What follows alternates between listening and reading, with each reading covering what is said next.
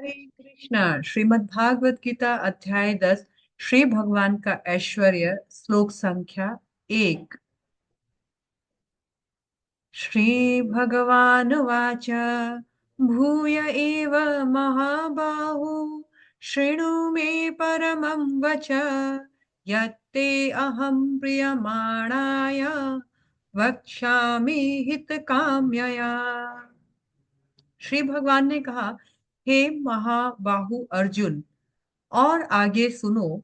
क्योंकि तुम मेरे प्रिय सखा हो, अतः मैं तुम्हारे लाभ के लिए ऐसा ज्ञान प्रदान करूंगा जो अभी तक मेरे द्वारा बताए गए ज्ञान से श्रेष्ठ होगा।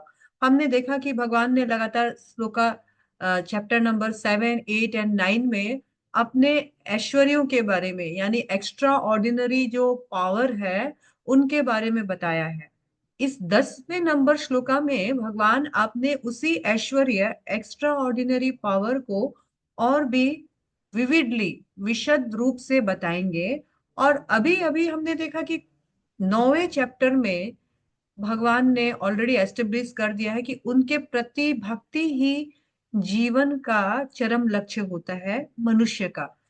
अब कृष्ण अपने विभिन्न ऐश्वर्यों के, विभूतियों के द्वारा हमें ये बताएंगे कि भगवान की ये जो विभिन्न प्रकार की शक्तियां हैं, ये क्या क्या है और किस प्रकार से कार्य कर रही है, ताकि हम इनको सुने और सुनने से हमारा भगवान के प्रति एक नेचुरल अट्रैक्शन बढ़े और हमारा भक्ति भी बढ़े। क्योंकि हम सब जानते हैं कि जैसे ही हम किसी की महानता जानते हैं, वैसे ही उसके प्रति समीपता और शरणागति बढ़ जाती है हमारी।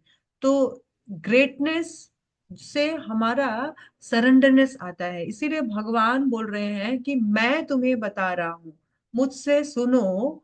सुनने पर भगवान जोर दे रहे हैं, क्योंकि सुनना भक्ति जीवन का पहला, जो नवदा भक्ति में से पहला कार्य जो है वो है सुनना। जब हम सुनेंगे तो ही हम जानेंगे, और जब हम जानेंगे तो ही हम मानेंगे। भगवान बोल रहे हैं, क्योंकि मेरे बारे में मुझसे बेटर कोई नहीं जानता है, इसीलिए तुम्हें मुझसे ये परम गुह्य ज्ञान सुनना है, जिससे जान करके, ये ज्ञान का सर्वश्रेष्ठ रूप है, जिसे जान करके तुम्हारा हित होगा। मैं ये तुम्हारे हित के लिए, एक्चुअली सिर्फ अर्जुन के लिए ही नहीं, पूरी मानवता के हित के लिए भगवान बता रहे हैं कि भगवान का भक्ति कितना इम्पोर्टेंट है, और वो ही मनुष्य का जीवन का लक्ष्य है। और क्यों? तो भगवान बोल रहे हैं, मुझसे सुनो। सुनोगे तो जानोगे, जानोगे तो मानोगे, और मानोगे तो करोगे। हरे कृष्णा।